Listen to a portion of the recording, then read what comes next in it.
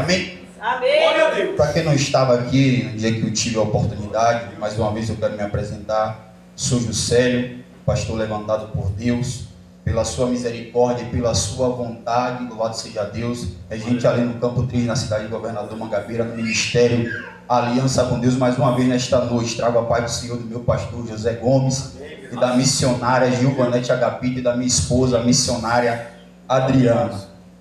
Louvo a Deus pela vida do pastor que me convidou, confiabilizou estar aqui nesta noite. Pastor José também, irmão do lado. Que Deus abençoe toda essa igreja e vamos para aquilo que é mais importante nesta noite. Abra a tua Bíblia no tema desta campanha, livro de Abacuque, capítulo de número 3. Pode soltar o fundo, minha irmã, se quiser. Capítulo de número 3, versículo de número 2, que é o tema desta campanha. Se puder aumentar o fundo só um pouquinho, eu agradeço.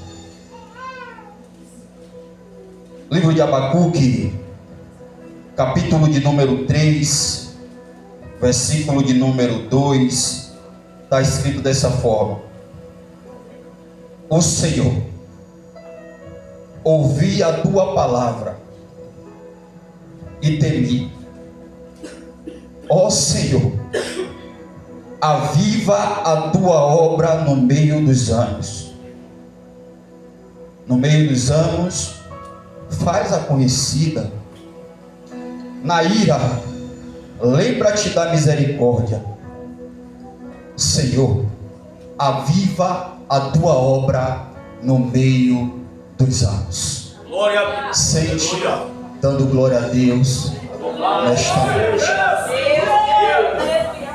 Irmãos, antes de eu adentrar naquilo que o Senhor quer falar aqui nesta noite, eu preciso trazer aqui algo que vai chamar a tua atenção, a fim de trazer o teu foco para aquilo que vai ser ministrado, não para mim, porque a glória é de Deus, mas para aquilo que será ministrado nesta noite.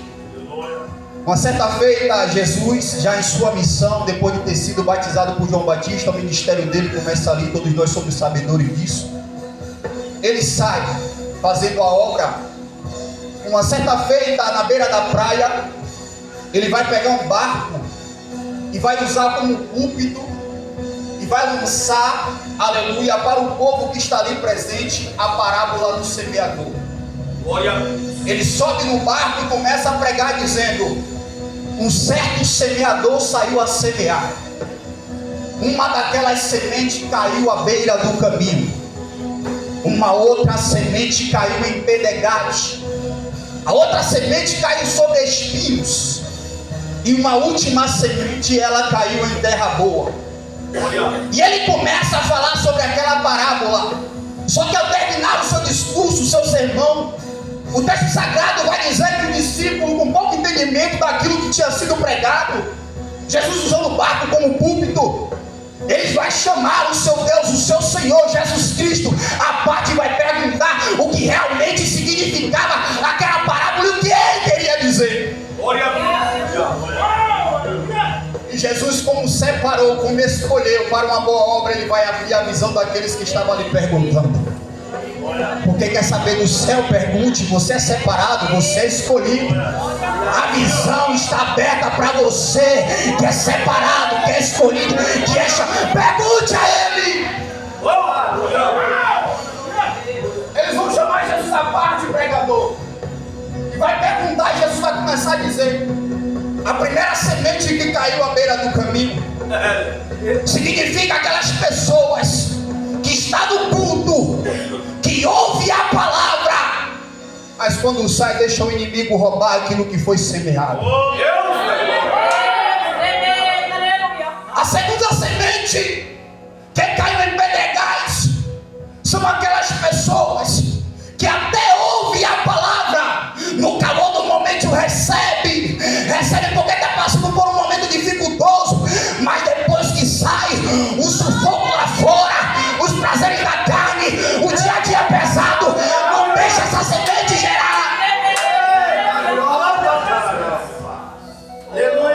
Uma outra semente caiu entre espinhos, e consequentemente ela tem a mesma função da segunda.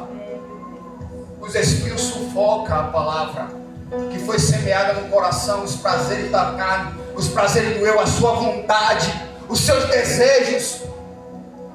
A gente tem que entender, eu coloco num plural, que a nossa conduta, a nossa vida ministerial tem que estar totalmente voltada para Deus. Não deixa sufocar, irmão, com as suas vontades, com os seus querer, porque o nosso querer, infelizmente ou felizmente, não é a vontade de Deus, porque a vontade de Deus é diferente da nossa. Mas o texto vai dizer, pastor Daniel, que cai uma quarta semente, e essa semente vai cair em terra boa. E o que me chama a atenção para esta igreja e para mim nesta noite é: o problema estava na semente? Não. Todas as sementes estavam intactas, todas as sementes estavam boas. Sabe onde estava o problema? O problema estava no território onde a semente caiu. E a pergunta que não quer calar é: você é beira do caminho? Você é pedregal? Você é espinho? Ou você é terra boa? Se você for terra boa, se prepara, porque Deus tem uma palavra para a tua vida nesta noite.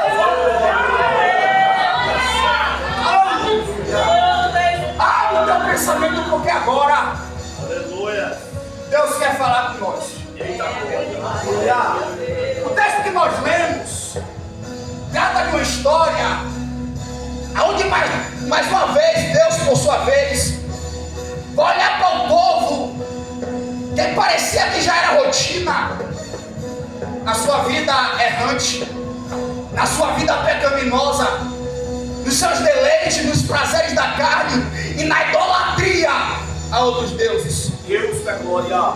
E se você olhar a Bíblia Sagrada, você vai ver que desde o início, desde a criação, depois que Deus cria o homem, depois da queda no jardim do Éden, o povo vem se voltando contra Deus, sabendo que não há um Deus além dele, sabendo que ninguém pode mais do que ele, sabendo que ninguém faz mais do que ele, porque dele, por ele, para ele são todas as coisas. E Deus separa o povo. Deus separa o povo e diz que esse povo é seu. Ele diz: tu és meu, Israel. Separa para uma missão a fim de levar aquelas mensagens do reino para todos os cantos da terra. Mas toda vez que o povo se levantava, acontecia alguma coisa e o povo se voltava novamente para a idolatria. Aleluia. Mas eu estou pregando um Deus aqui, você também conhece ele, que sabe que ele não perde você de vista, sabe que ele não perde a gente de vista. A gente pode até querer pegar um atalho, mas todavia ele vai pegar pela orelha, pelo braço e vai dizer: o caminho é por aqui, o lugar é esse, a rota é essa. Não mude, porque se mudar eu vou estreitar para a terra. E Deus vai levantando o profeta. Neste tempo, Deus vai levantar profetas, porque depois que aconteceu a morte de Salomão, o terceiro rei de Israel, a saber, o filho de Davi, que por sua vez teve uma conduta impecável diante da presença de Deus. Aleluia. Depois da morte de Salomão, as 12 tribos, que foi as 12 tribos dos filhos de Jacó, todos nós somos sabedores, houve entre elas um entrelace, uma separação. É verdade. 10 tribos foram para o norte e 2 tribos foi para o sul, ou permaneceu no sul, a saber, a tribo de Judá e a tribo de Benjamim, que ficou com Roboão, filho de Salomão, e as 10 tribos foi-se para o norte com Jeroboão. Deus da glória.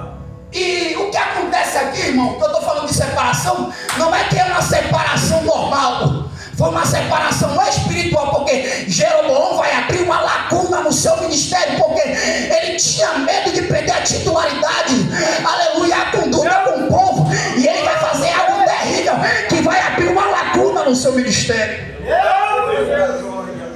O que é que Jeroboão faz, pastor José?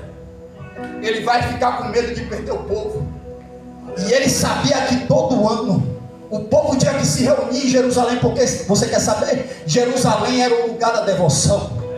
Jerusalém é o lugar das festas solenes. Então o povo se reunia ali para cultuar a Deus. E o que é que Jeroboão pensa? Se as 10 tribos todo ano for para lá, vai chegar um tempo que eu vou perder o povo para Roboão. Então eu vou criar uma estratégia aqui. E olha o que é que ele faz, diz o texto sagrado. Que Jeroboão vai levantar 2 bezerros de ouro. Vai colocar um em Dan. E vai levantar sacerdotes que não eram da tribo de Levi. E vai colocar lá em Dan. E vai levantar um outro bezerro em Betel. Vai levantar também sacerdotes que não eram da tribo de Levi. E vai colocar em Betel. Só que nós conhecemos o nosso Deus. E sabemos que a lacuna que ele abre é essa. Que Deus não divide a adoração com ninguém. A adoração somente é para ele. Se quer adorar, se prostra para ele. Se quer dobrar o teu joelho, se prostra para ele. Porque adorar somente a ele. Ele vai levantar esse bezerro. Eu vou chegar lá, irmão. Ele vai levantar esse bezerro e vai abrir essa lacuna, dividindo a adoração. E aí de lá para cá só foi ladeira abaixo. Entra rei, sai rei. Alguns seguem a doutrina de Davi, outros no início de Salomão. Mas sempre entrava alguém que olhava para a coroa, olhava para o trono, olhava para as posses e dava mais valor do que a presença de Deus. Meu Deus!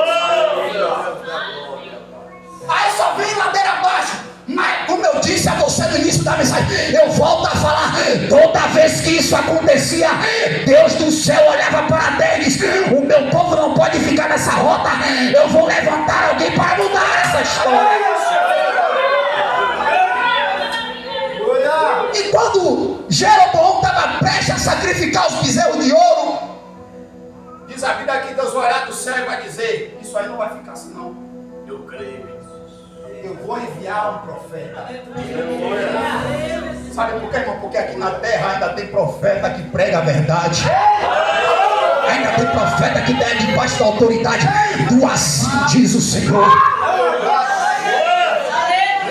Diz o texto que Deus levanta um profeta. E o nome desse profeta não diz na Bíblia.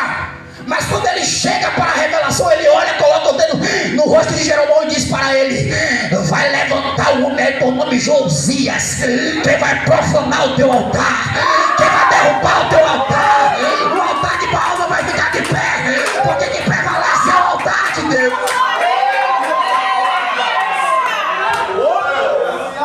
E quando eu fui procurar saber quem era Josias, o nome Josias significa alguém curado por Jeová.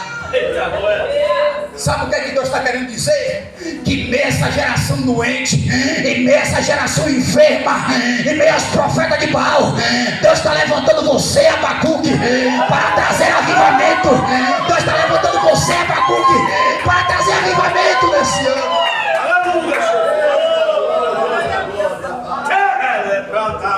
Ele vai tocar no profeta.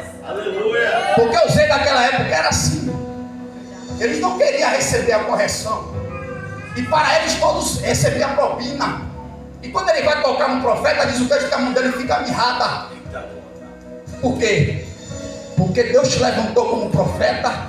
Deus te levantou como profetisa. Deus te levantou como mensageiro. E ai daquele que tocar na menina dos olhos. Ai daquele que tocar em você. Vai pedir oração, porque o que aconteceu foi assim: ora aqui para minha mão voltar ao normal. Vai pedir oração para você. Aqueles que se levantar contra a tua vida, vai voltar pedindo oração. Isso aqui não é palavra de maldição, é a palavra, irmão. Se teu inimigo tiver fome, dá-lhe de beber. Se ele tiver sede, dá-lhe de... Se teu inimigo tiver fome, dá-lhe de comer. Se tiver sede, dá-lhe de beber. Porque fazendo isso, botarás brasa de fogo sobre a tua cabeça. Deus vai levantando um profeta. Nesse meio tempo, Deus vai levantar um profeta chamado Elias. E conhecendo a conduta do profeta Elias, ele deixou o seu legado de profeta do fogo. Porque quando ele queria, ele tinha autoridade e orava, fogo descia do céu. Em meio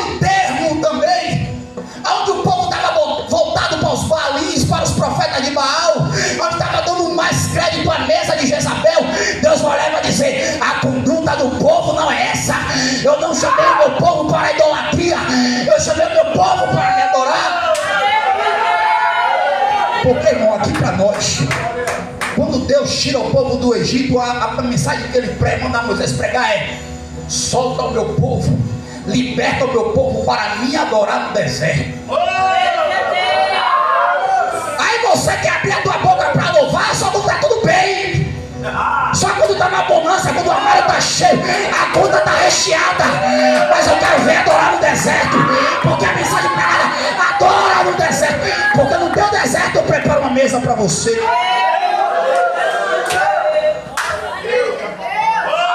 E esse profeta, conhecido como profeta Elias, ele vai fazer algo terrível aqui. 1 Reis capítulo 18. O profeta vai ser conduzido por Deus e diz: levanta, Deus falando com ele, e vai te apresentar a Acabe, e lá eu te mostrarei o que vai acontecer. Elias desce, se encontra com Obadias. Obadias teme em dar o recado a Acabe que Elias está chamando ele, que diz que ele vai se apresentar, porque poderia ser que o Espírito descesse sobre a vida de Elias e Deus enviar ele para outro lugar, porque Deus era assim: o profeta está aqui, mas daqui a pouco Deus mandava uma mensagem e tinha que ir para outro lugar. Assim a minha e a tua vida. A gente está aqui agora, mas amanhã a gente não sabe qual é a missão que Deus vai nos dar. O importante aqui é fazer como o profeta Samuel fez. Samuel, eis-me aqui, Senhor. Eis-me aqui, Senhor. Eu estou à tua disposição. E tem o profeta que ele sobe até o monte, se apresenta diante de Acabe. É a primeira mensagem de Acabe: és tu, perturbador de Israel. Elias vai olhar para Acabe e vai dizer: irmão, eu não sou perturbador de Israel, mas eu venho perturbar você e sua família. Elias estava com outras palavras dizendo: eu não vim perturbar Israel, eu vim trazer avivamento.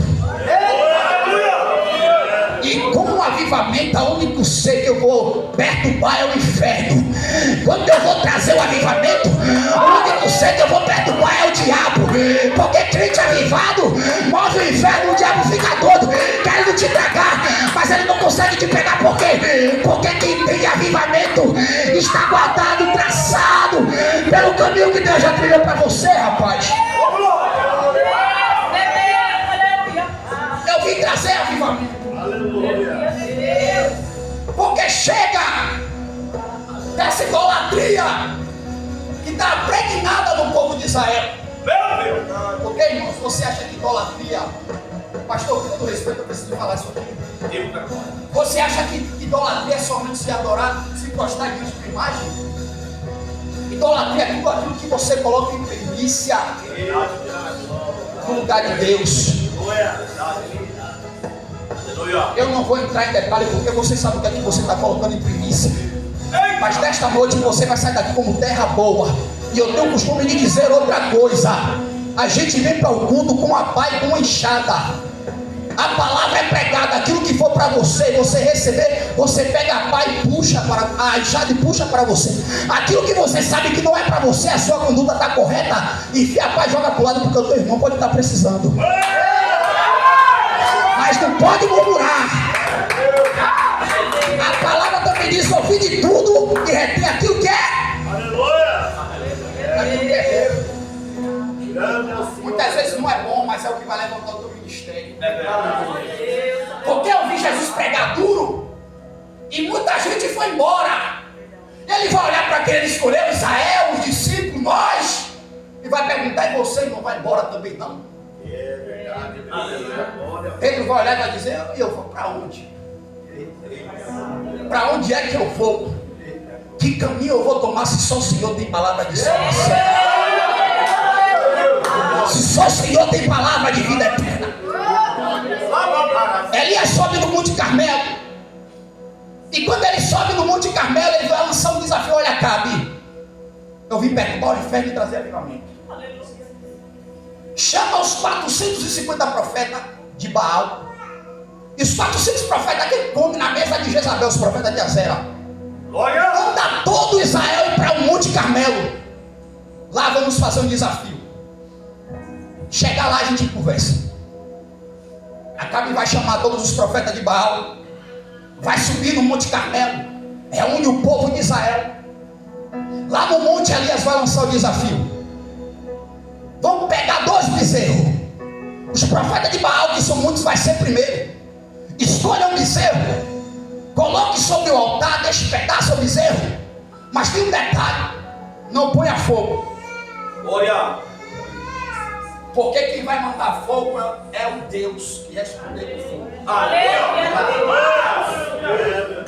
Porque eu não sei se você já percebeu, em muitos lugares que a gente vai, tem muitos que estão querendo forçar fogo sem oração, sem jejum, sem vigilância e principalmente sem vida com Deus no altar. Mas fogo só desce do céu na vida de quem tem jejum, vigilância, oração e vida com Deus.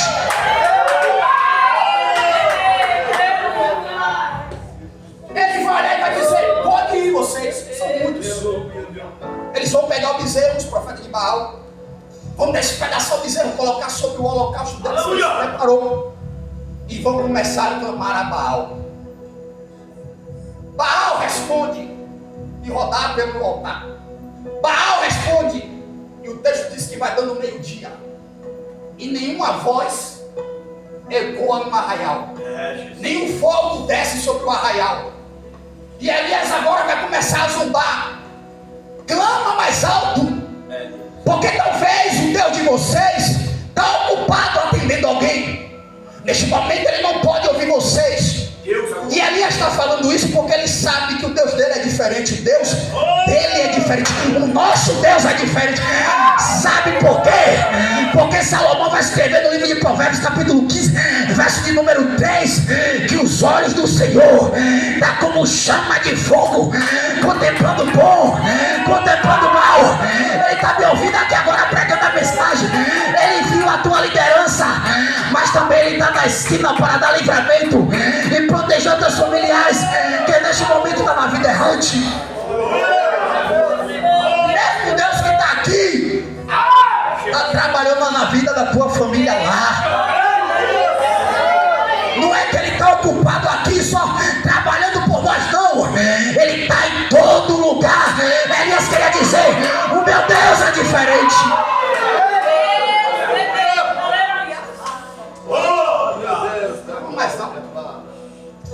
Clama mais alto porque ele não está escutando, não. Clama mais alto, ele não é Deus. Aleluia. Ele não está ouvindo, ele está atendendo alguém. Aí o que é que eles fazem? Começa a se cortar, derramar sangue sobre o holocausto e nada. Aí Elias chega na palhaçada. Aleluia. Para agora com a pataquada, porque agora eu vou mostrar o que é avivamento. Agora eu vou mostrar quem é Deus. Elias pega o altar, que estava tudo despedaçado. Ele arruma o altar, porque o ministério começa com o altar arrumado. O ministério começa com a casa arrumada. O ministério começa com a vida arrumada, para você organizar a vida de alguém. A palavra do Senhor, olha, ela é como uma espada de 2 gumes, que penetra até a divisão da alma e do espírito, das juntas e medulas. Essa é capaz de discernir as intenções e os pensamentos do coração. Então a mesma palavra que está cortando aqui, que está cortando na igreja, a vida, para começar, tem que estar com o altar arrumado, para a gente querer arrumar a vida de alguém. Ele arruma o altar que está quebrado, coloca o bezerro escolhido, despedaça o bezerro, e ele faz uma coisa aqui terrível. E não estava no projeto, que não estava no plano e não estava no acordo. O que é que Elias faz? Elias cava um rego em volta do altar. E ele diz: pegai 4 cântaros e trazer esses cântaros cheios de água. Derrame sobre a lenha, sobre o altar e sobre o rego. Faça a segunda vez. Novamente pegaram os 4 cântaros, derramaram sobre a lenha, derramaram sobre o altar e sobre o rego. A terceira vez, derramaram sobre o rego, derramaram sobre a lenha e derramaram sobre o altar. Aí eu olhando para essa palavra, eu percebi, eu disse: olha, eu tenho 34 anos de idade. Eu sou do tempo que eu ia para casa de minha avó, e ela sempre fazia feijão na lenha para a gente comer. Só que toda vez que a gente ia lá que não tinha lenha, ela mandava pegar. E tinha vez que o tempo estava chuvoso, nublado. E mesmo assim a gente tinha que catar essa lenha para fazer o tal feijão. E quando a gente chegava que tentava acender o fogo era difícil de pegar. Por quê? Porque a lenha estava molhada ou úmida. Mas aqui a gente não está falando de lenha molhada, a gente está falando de lenha encharcada.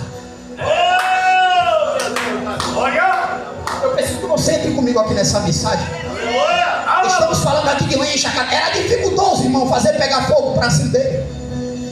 Só que Elias vai fazer esse desafio olhando para o céu e reconhecendo tão poderoso que é o seu Deus. Depois que ele faz tudo isso, ele vai dobrar o seu joelho e vai olhar para o céu e vai dizer: Deus de Israel, mostra o teu poder hoje para esse povo. Responde agora com fogo. Diz a Bíblia Sagrada que o céu se abre e fogo começa a descer do céu, trazendo um avivamento naquele lugar, que lambe a lenha molhada, lambe a água, lambe o holocausto, consome todo o holocausto. A fim do versículo 39 do capítulo do povo se ajoelha e dizer: só o Senhor é Deus, só o Senhor é Deus, só o Senhor é Deus, só o Senhor é Deus, só o Senhor é Deus. Trazendo avivamento. O tema dessa mensagem é avivados para avivar. Nós recebemos avivamento porque nós recebemos o Espírito Santo e temos que transmitir esse avivamento para o povo.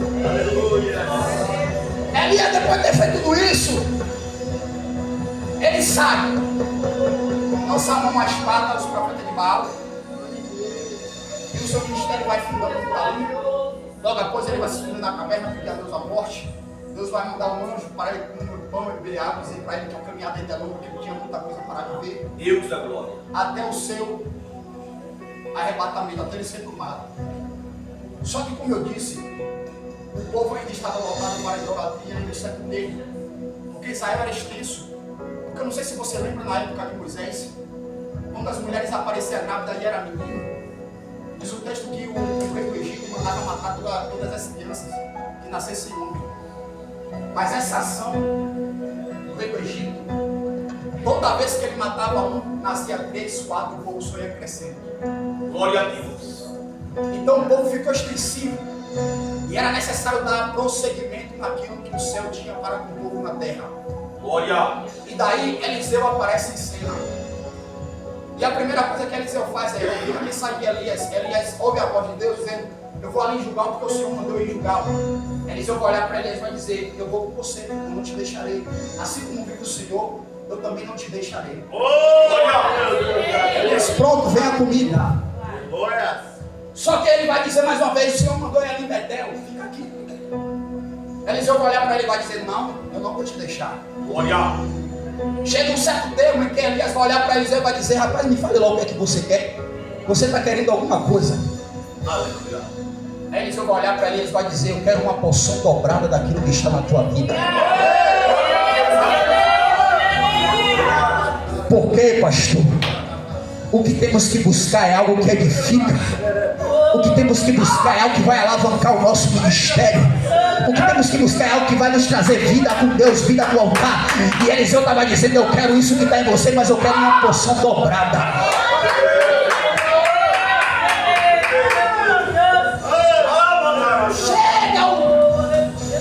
Elias vai olhar para Eliseu e vai dizer: pronto, coisa dura você me pediu, mas se você me ver sendo levado, aquilo que você quer alcançar vai acontecer segundo a tua vontade e a vontade de Deus. Aleluia. Elias vai ser tomado, Eliseu vai presenciar. Elias sobe, a capa cai. Eliseu pega a capa, chega de frente ao Rio Jordão e pergunta: aonde é que está o Deus de Elias? E bate no Jordão. Quando ele bate no Jordão, todo o povo que estava à beira daquele Jordão vai contemplar que o Rio Jordão vai se abrir E todo o povo vai ver que a unção que estava sobre a vida de Elias agora estava pairando sobre a vida de Eliseu. E agora o novo ministério começava a acontecer. E esse profeta deixou o seu legado. Foi conhecido como o profeta da multiplicação, porque onde o profeta tocava, tudo se multiplicava. Deus te levantou para multiplicar. Deus te levantou para colocar a mão e dizer: está abençoado e vai multiplicar em nome de Jesus.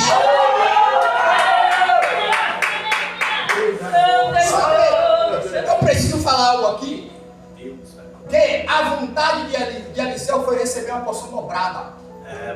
E todo o tempo a Bíblia diz que o diabo está ao nosso derredor, bramando como um leão, procurando a quem possa tragar. Ele não dói. Outra coisa que Elias disse lá no Monte Carmelo: o Deus de vocês pode estar dormindo, vida mais alto que ele vai acordar.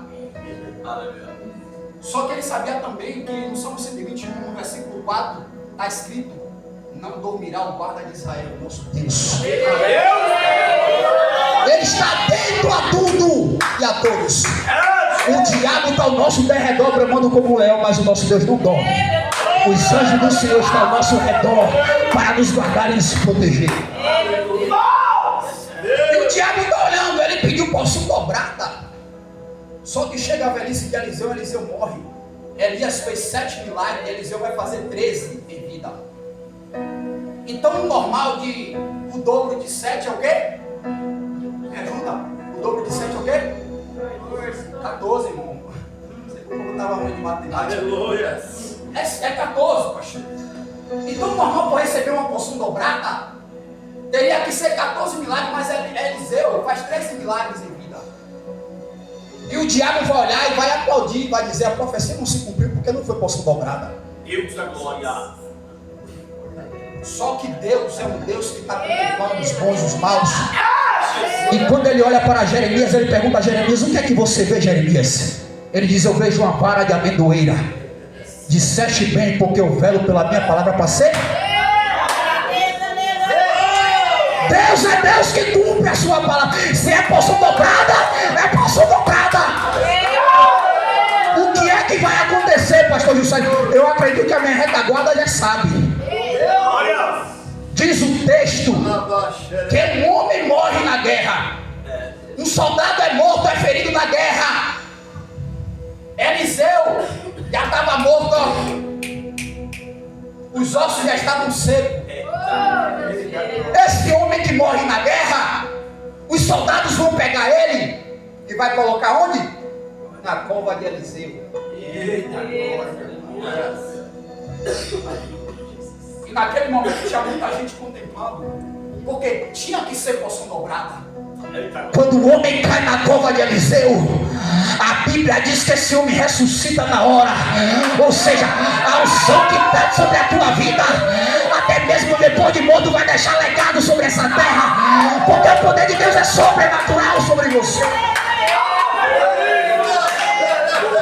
Você é profeta do avivamento. Nós somos avivados, irmão, para avivar. Esse profeta agora é um profeta também diferenciado. Porque por muitas vezes ele não podia sair para ouvir, para receber revelação. Muitos textos dizem que Eliseu recebia a revelação na sua cama, hora de dormir, deitado na sua cama ou sentado na sua cama. Deus da glória. Porque isso aqui é vida com Deus. É, Mas pastor, onde é que o senhor quer chegar? Eu estou dizendo para você e para mim nesta noite que temos que nos disponibilizar a ser profeta para trazer avivamento. E a única forma disso acontecer é mudando nossa conduta com Deus, colocando todo dia nosso joelho no chão, orando não para pregar, orando não para louvar, mas orando para que a unção de Deus seja todo dia presente na nossa vida, para que quando alguém na rua precisar, a gente trazer avivamento para essa pessoa.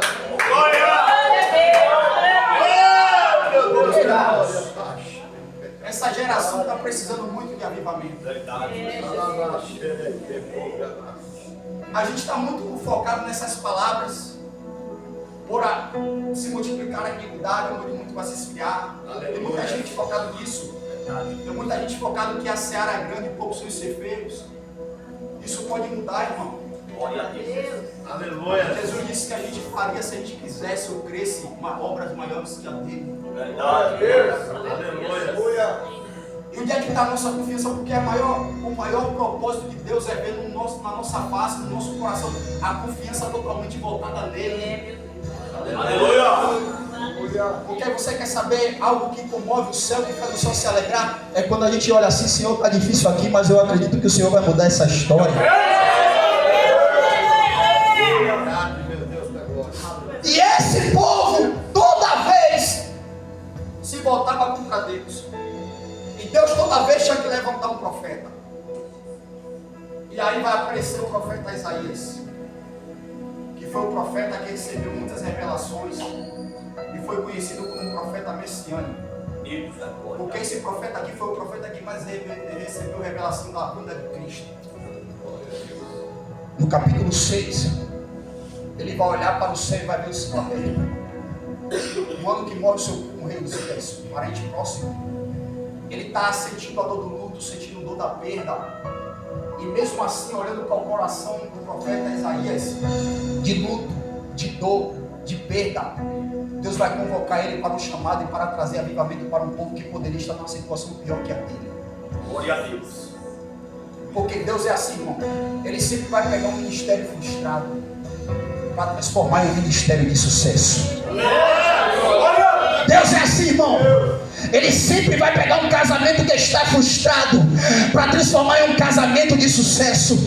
Ele sempre vai pegar alguém na rua que o povo está dizendo ali não tem mais jeito, e vai transformar em uma pessoa que vai mudar o coração de nações. Porque o olhar de Deus é diferente do olhar do homem.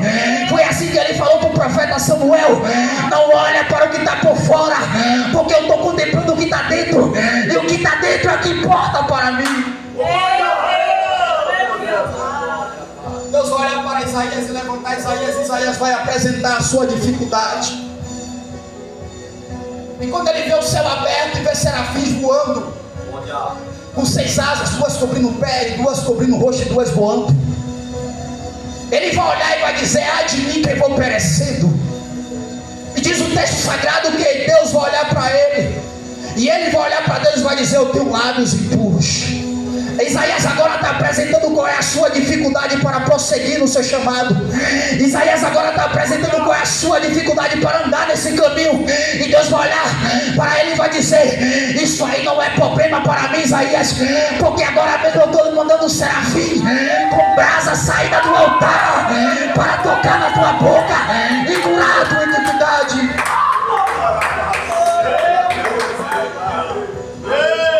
Recebe a brasa na boca, e depois que ele recebe essa brasa, Deus pergunta: a quem enviarei? A quem enviarei, Isaías? E como Samuel, ele vai dizer: envia-me a mim, Senhor. Eu estou preparado para pregar sobre essa nação. Eu estou preparado para viver o teu chamado. Eu estou preparado para trazer avivamento.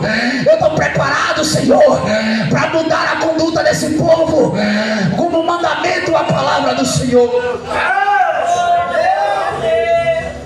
Isaías vai começar o seu ministério, e no capítulo 9 ele começa a escrever, versículo 6: um menino nos nasceu, um filho se nos deu, e o principado está sobre os seus ombros, e se chamará Maravilhoso, Conselheiro, Deus Forte, Pai da Eternidade, Príncipe da Paz. Esse é o Deus que traz a paz em cima de avivamento.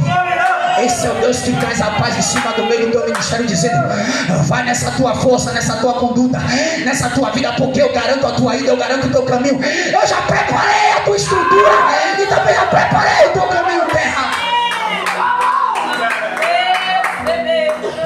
Capítulo 2 do livro de Mateus acontece essa profecia: nasce o menino.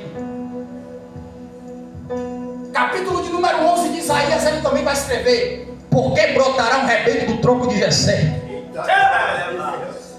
e das suas raízes um renovo frutificará, e sobre ele descerá o Espírito do Senhor, o Espírito da sabedoria, o Espírito do conhecimento, o Espírito do entendimento e o Espírito do temor do Senhor.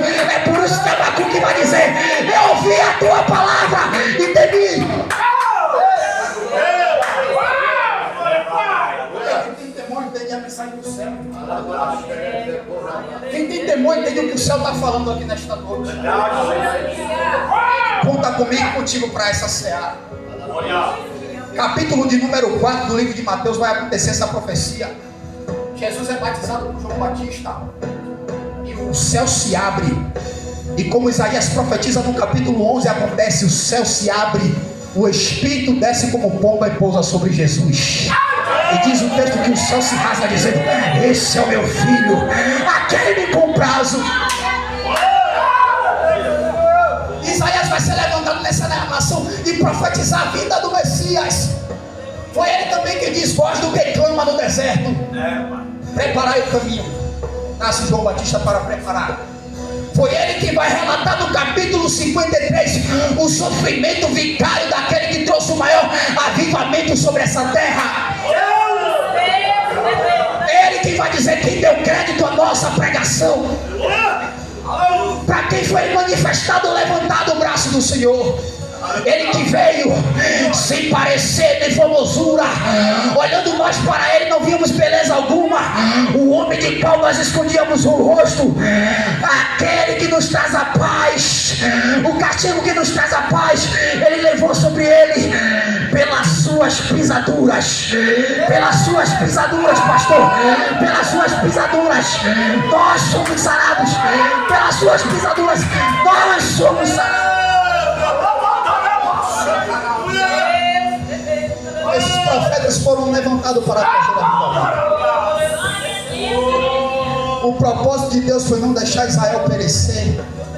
O propósito de Deus foi não deixar Israel voltar atrás ou voltar no caminho. Porque toda vez Deus sempre levantou um profeta e todos eles deixaram o seu legado. E a pergunta nesta noite, pastor Daniel, meus pastores aqui presentes: qual é o legado que nós estamos deixando? É verdade, Jesus. Aleluia. Que tipo de legado você está deixando? Eita glória. Será que quando você passa na rua, isso aqui é só fato, tá? Não é apontamento de julgamento. Será que quando você passa na rua, alguém vai olhar para você e vai fazer como aquela mulher olhou para o profeta Eliseu e disse: meu marido, eu acho que aquele homem ali verdadeiramente é homem de Deus. Glória.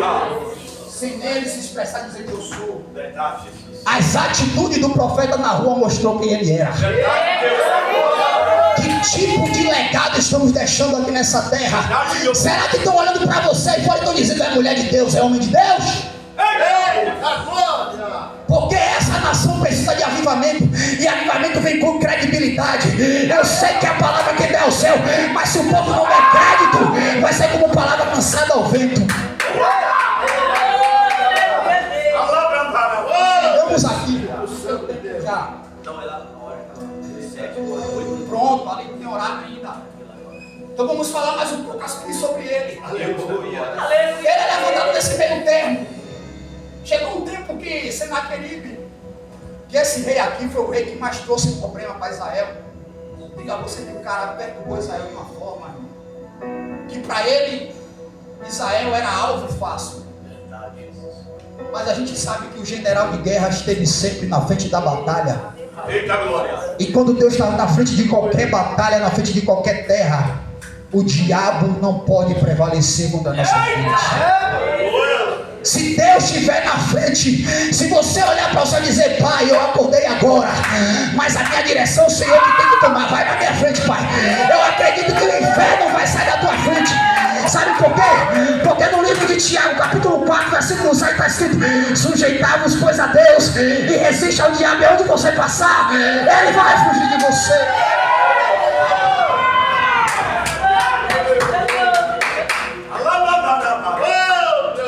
Ele vai trazer uma promessa: eu vou matar todo mundo aí. Dentro do tempo, o rei está fazendo a oração.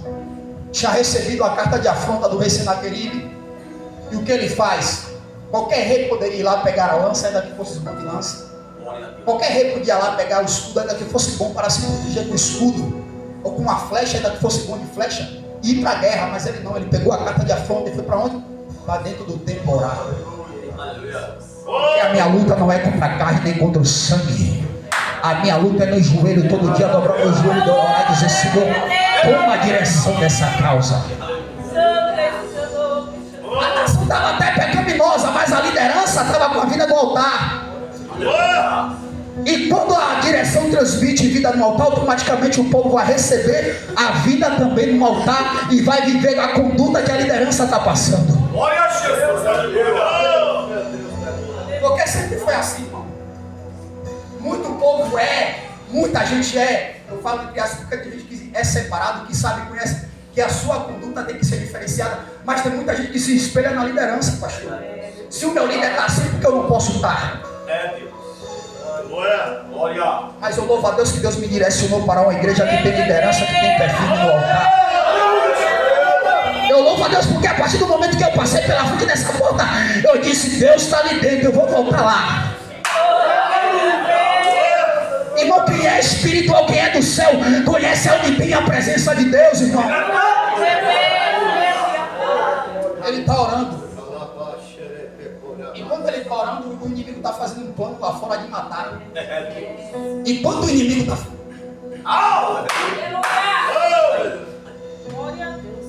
Agora,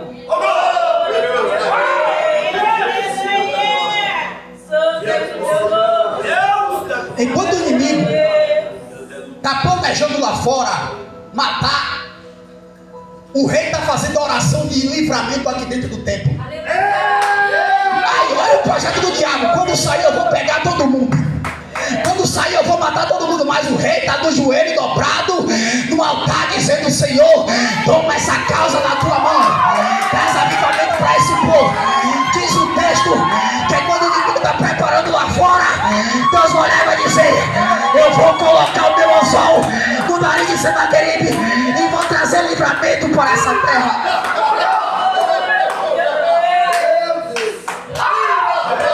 Deus traz livramento e diz: eu vou colocar o meu anzol no nariz de Senaqueribe. Tudo que você plantar vai dar fruto. Vai nascer raízes para baixo, dar fruto para cima. Porque onde você colocar a mão vai nascer. Onde você colocar a mão vai frutificar. Não se preocupa com o projeto do diabo lá fora, porque lá fora eu estou cuidando do inimigo. Vai nessa tua força para trazer avivamento, porque o caminho está aberto. Só é você ir, irmão. Isaías vai olhar e vai dizer: essa é a mensagem do céu para a tua vida. Glória a Deus. Chegamos aqui. Aleluia. Eu falei de vários profetas e seus legados, mas esse profeta aqui, o profeta Abacuque, os pastores são conhecedores e sabedores. Eu acredito que também saiba, não é porque você está na nave da igreja e você não tem a sabedoria. Eu sei que aqui ensino, ele traz a melhor estrutura em relação à palavra para a igreja. Eu acredito que o povo tem sabedoria. O profeta Abacuque, ele foi titularizado como um profeta menor. Isso aqui não por sua estrutura física, não pelo seu tamanho, pelo seu porte físico, ou pelo poder de Deus na vida dele, mas ele foi denominado profeta menor pelo rolo que Deus tinha entregado a ele, ou seja, um livro, a escrita. E o livro é pequeno. Então os profetas Amós, Abacuque, Obadias, esses profetas, todos foram profetas. O profeta, aleluia, o profeta Fujão, o profeta Jonas, todos esses são conhecidos como profeta menor. Então eles têm esse título. O profeta Jeremias, o profeta Isaías, o profeta Ezequiel e outros profetas maiores, que tem um livro maior, é conhecido como profeta maior por causa do enredo do seu livro, por causa do rolo que Deus deu. Mas por que eu estou trazendo isso aqui? Eu estou trazendo isso aqui porque ele é profeta menor, titularizado. Mas o rolo que Deus deu para ele foi suficiente para trazer avivamento para a terra. Porque olhar para o texto e ver ele pedindo por avivamento é fácil. Mas você sabia que o povo estava pior na época de Abacuque? O povo se encontrava pior na época do profeta Abacuque, a ponto de ele olhar o texto sagrado, as escrituras pergaminhos, olhar e dizer: eu vi a tua palavra, Eu vi o que o Senhor fez lá no Egito. Eu vi como o Senhor abriu o mar vermelho. Eu vi como o Senhor abriu o Jordão. Faz isso de novo. Faz de novo, papai. Faz novamente. Porque eu vi a tua palavra e trouxe temor para a minha vida. Eu vi a tua palavra e temi. Traz avivamento durante esses anos. Traz avivamento no meio do teu povo. Aviva, Senhor, a tua obra. Ele vai pedir por avivamento. Deus vai responder. Glória a Deus. E o avivamento vai acontecer. Não no tempo de Abacuque, mas no tempo de Deus. Capítulo de número 1 do livro de Atos dos Apóstolos. Uma ordenança. Ficai em Jerusalém. Até que do alto sejais revestido de poder. Eu disse a você que Deus vela pela sua palavra para ser. Capítulo 1 do livro de Atos dos Apóstolos. Ficai em Jerusalém. Até que do alto sejais revestido de poder. No capítulo 2, pela obediência deles, eles ficam em Jerusalém. E quando eles estão reunidos em um só lugar, em um dia como esse, em um conclave espiritual como esse, em uma reunião como essa, diz a Bíblia que o vento bateu dos quatro cantos do Oriente, invadiu a casa, e todos ali presentes foram cheios do Espírito Santo, a ponto de todos que estavam presentes falarem línguas estranhas. Muitas línguas foram repartidas como de fogo. Todos começaram a se envolver no mistério, porque a presença de Deus tinha invadido aquele lugar, trazendo o maior avivamento que aconteceu sobre a terra, porque estavam todos no mesmo propósito. Estavam todos no mesmo propósito. Pra que avivamento, pastor do céu? Vou te mostrar pra quê. Pra que, pastor, avivamento? Vou te mostrar pra que avivamento. Capítulo 1, olha que sequência linda. Capítulo 1, fica. Capítulo 2, recebe a promessa. Capítulo 3, a obra. Pedro e João indo para o templo. Oh, meu Deus. Capítulo 3 do livro de Atos dos Apóstolos. Depois de ter recebido a graça do Espírito Santo, daí dos dois para o templo chamado Formosa. Na porta do templo tem um homem que está mendigando todo dia pedindo esmola. E quando eles dois chegam, o homem vai levantar a mão para pedir esmola, a fim de receber alguma coisa para comer. Mas Pedro e João vão olhar para ele. Agora eu não tenho prata, agora eu não tenho ouro, mas lá no culto, lá no conclave espiritual, eu recebi a presença do Espírito Santo, eu recebi a presença de Deus. Eu tenho Jesus, que Jesus toma. Em nome de Jesus, levanta e anda.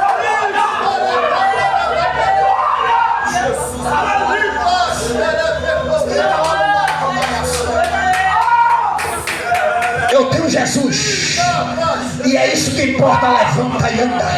Eu tenho uma presença, eu tenho uma graça, e um avivamento aconteceu, porque o homem que ficava na porta agora não estava mais na porta, vai pular dentro do templo agradecendo, louvando a Deus por causa do avivamento que trouxe.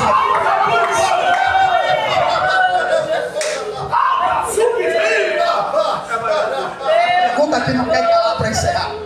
Aleluia, meu Deus. Qual é a diferença entre mim, você e o discípulo daquela época? Sendo que ele apontou para você com o dedo e disse: eu te separei,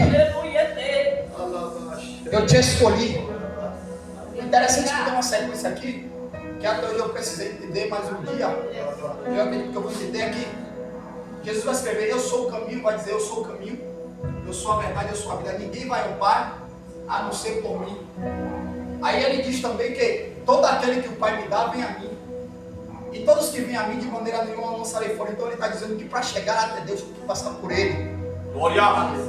E outra coisa que eu fico tentando entender é o porquê que tem muita gente que bate no peito e diz: eu tenho Jesus, sendo que nunca confessou com a sua boca e nunca creu no seu coração que ele ressuscitou dos mortos. Até hoje eu precisei entender isso. Se ele está dizendo, ninguém vai ao Pai senão por mim, ninguém vai ao Pai se não confessar, ninguém vai ao Pai se não abrir a boca e dizer, eu quero servir a esse Deus. Romanos 10:9, se com tua boca você confessar e com teu coração você crer, você será salvo. E Ele separou a mim e a você, porque a gente levantou a mão e disse, Senhor, eu estou aqui para servir a tua obra. Eu estou aqui, Senhor da glória, para fazer a tua vontade. Eis-me aqui, Senhor da glória, para ser conduzido atrás das nações e de por todo mundo. Ele disse, pregai o evangelho a toda criatura. Aqueles que creem e for batizados será salvo. Mas para isso acontecer, nós precisamos se levantar, como Abacuque se levantou e disse, traz mais uma vez o avivamento, traz mais uma vez o avivamento para essa obra, para essa nação, para essa terra, traz o avivamento.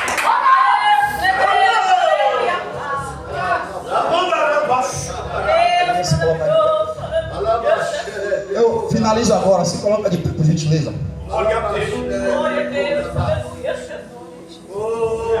A obra, ela é conjunta, tá? A obra ela é conjunta.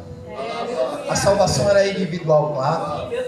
Cada um tem que procurar a sua, porque o apóstolo Paulo vai escrever, aqueles que correm no estádio, corra de uma maneira que possa alcançar o seu prêmio. Ele vai dizer, todos correm, mas apenas um é vencedor, e aquele que é o vencedor é aquele que vai até o final. Ele não está dizendo que é uma única pessoa que ganha. Ele está dizendo que aquele que vai até o final que é o vencedor. Então todo dia estamos correndo, irmão, nessa competição. Aleluia. É calúnia de um lado, levante da direita, mas o livro de Salmos, capítulo 91, versículo 7 diz, 1000 cairão ao teu lado, 10.000 à tua direita, mas tu não serás atingido. Volta de Jesus. E a obra é conjunta. Eu vou pedir só uma coisa aqui, que toda a igreja levante as suas duas mãos para o céu, alto. Não é aqui, não é alto assim. Aleluia, Jesus. A irmã ali está com o bebezinho no colo, mas eu acredito que Deus vai trabalhar também na vida dela. Glória a Deus. Uma pergunta. Se Israel estivesse na batalha, os teus pastores aqui, a liderança, tivesse uma guerra agora, e o que manteria essa guerra ganha era a tua intercessão desse jeito aí. Aleluia. Quanto tempo você conseguiria aguentar interceder pela tua liderança ou pelo povo que está na guerra? Porque olhando essa posição aí vai chegar uma hora que você vai cansar. Assim estava Moisés em cima do monte. Aí a irmã já cansou aqui, ó. A outra já cansou ali. Assim estava Moisés, o povo estava lá embaixo lutando na guerra. E Moisés estava com a mão estendida. E o texto diz que enquanto a mão de Moisés estava estendida, Israel ganhava e prevalecia na batalha. Mas chegou uma hora que a mão de Moisés cansou e a mão dele desceu. E nesse momento Israel começou a perder a batalha. Aí o que é que Deus faz? A obra é junta. Coloca de um lado Arão e coloca de outro Ur. Agora eu vou pedir por gentileza, pega na mão de quem está do teu lado e segura aí. Assim no alto, no alto. Facilitou ou não facilitou? Ajuda ele aí, ajuda. Isso. Tá mais leve? A obra é desse jeito. Se intercedermos juntos, vai trazer avivamento para a terra. Se intercedermos juntos, vai trazer avivamento para essa obra. Porque se a gente ficar junto, é junto que vamos vencer essa batalha. O avivamento só vai chegar se a igreja tiver no mesmo propósito. Amém? Que Deus em Cristo abençoe a tua vida. Em nome de Jesus.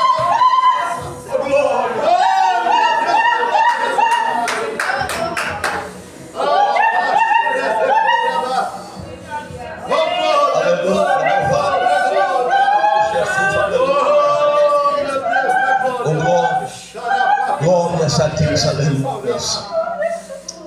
Deus é bom. Palavra poderosa do céu. Palavra poderosa do alto para o meu e para o teu coração. É desta forma que o pastor falou: unidos jamais seremos vencidos.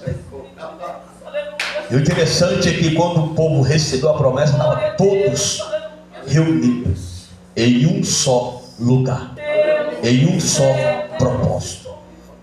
E quem ficar recebe a promessa. Porque Deus é bom, Deus é fiel. Deus abençoe a vida do pastor Juscelio. Glória a Deus por esta palavra. Amanhã, sexta-feira, sábado, tem mais. Para o meu e para o teu coração. Convide alguém. Convide mais um. Continuidade da campanha. Glória a Deus ao nosso evangelista Juliano, onde vai estar ministrando a palavra do Senhor. E o encerramento com o pastor Juscelio no domingo. Aleluia. Traga mais um. Eu creio que Deus vai continuar falando ao meu e ao teu coração, porque Deus é bom, Deus é fiel. Deus tem um dia melhor para mim e para você. Meus irmãos, fica com esta palavra no seu coração.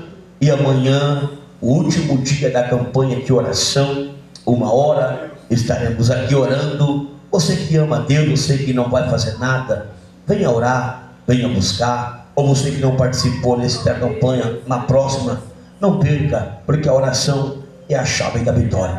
Sem oração não tem milagre, sem oração não tem vitória, sem oração não tem porta aberta, não tem. Me desculpa, mas não tem. Sem oração não tem providência, não tem livramento. Nós só quer, mas não queremos pagar o preço. Amém?